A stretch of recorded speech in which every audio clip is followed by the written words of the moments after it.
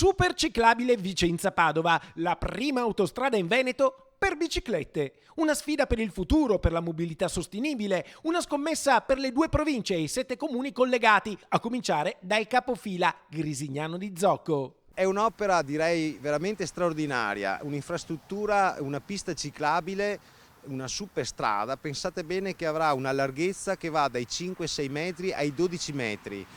Un'opera che unirà le 2 capoluoghi di provincia, quindi Vicenza e Padova, che passerà tra tutti i comuni intermedi e sarà specifica per quello che è il casa lavoro e il casa scuola, quindi coloro che andranno a lavorare e che andranno a scuola potranno usufruire di questa super ciclabile, questa grande pista ciclabile, senza avere incroci, senza avere marciapiedi che attraversano, e quindi dedicata esclusivamente a quello che è la mobilità lenta, quindi non solo le biciclette ma anche quelli che sono i monopattini che vediamo ora, bici elettriche e questo tipo di dispositivi.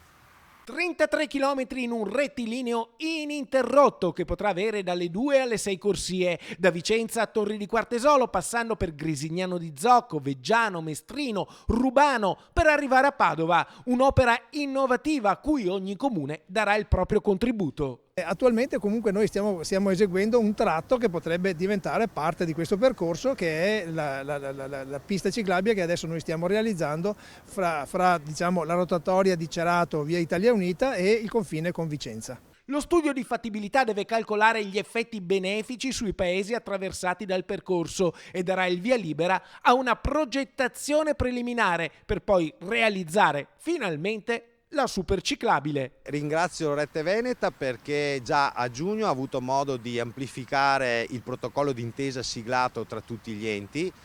Il studio di fattibilità è appena partito, ma credo di poter dire che per fine anno ci diamo appuntamento per le risultanze di questo studio.